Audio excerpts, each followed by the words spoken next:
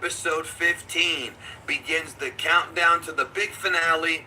This episode is called Third Eye, which is in reference to the legendary demonic third eye that was discussed all the way back in episode 1 of Diama, an ancient artifact from the demon realm that Goma's been wanting, that has been missing for many, many years, since the days of the reign of Deborah's father in the demon realm.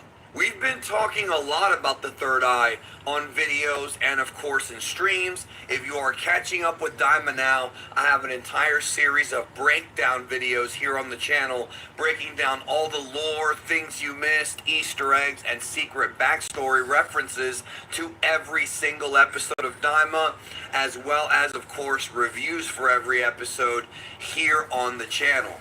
But yeah, there's been a lot of discussion about the importance of that artifact in the climax of this story. We've talked a little bit about the kind of power that it grants you. This episode really does lay the foundation for all of that by telling us much more about the third eye, something we've only heard a little bit about up until this point. If you remember, Hibis found the third eye. He found an eye, playfully enough, just somewhere next to a mountain. And I think that was revealed back sometime around episode 9-ish. I think it was episode 9. But now all the players are together in Demon World 1. The 3 Dragon Balls are there. Dr. Orinsu and her guys, Goma, and of course Goku and the gang. And I want to remind you that we did see Deborah for a brief second in last week's next episode preview. So when I saw that, the first thing I thought of was, yep, flashback. So they really got to tell us about this thing and lay the groundwork for things to come in the next few weeks. I saw some people arguing about which episode was more boring, 13 or 14, and I liked 14 a bit more. The good news is that with episode 15, it's definitely not boring. There's a lot of action in this episode from start to finish. I mean, there's a lot of action and a little bit of lore involving a flashback telling us more about the third eye.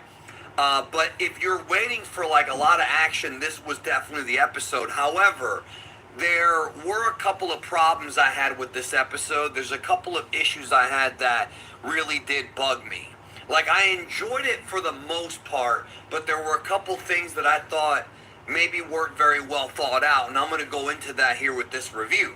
So, as you remember before, everyone comes down to Demon World 1 using the original, tunnel, right, between the Demon Worlds, and they get attacked by Goma's army. This whole episode was pretty much all-out war, because all of the remaining people in the demon realm that were part of the military police, Goma's defense forces in that demon realm, they're going up against everyone. So they go behind these mountains and they're getting blasted. Now, at one point in the episode, actually it happened a couple times, Goku gets hit by one of their blasts and he goes down, like an electrocution, like he goes down like shocked.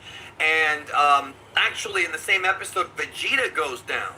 You know, a little bit after this, a very similar sequence, Vegeta goes down. Goku has to give him one of those revive bugs that works like a senzu. Now, I find it really, really strange that Goku and Vegeta, who fought Tamagami 3 and Tamagami 2, which it was told to us multiple times that at the current power level of Goma and them, he could not defeat the Tamagamis. That's what's been told to us, you know, going back several episodes. So it's weird that Goma has these guys that have weapons that hurt Goku and Vegeta, but couldn't he have used that against the Tamagami? Now, let me just say this. It could be possible that maybe the Tamagamis are immune to it, because look at the Tamagamis. They're clearly not made up of organic tissue. They're kind of like mechs. They seem to be sort of like automatrons. You know what I mean? They're like sort of these living machines, right?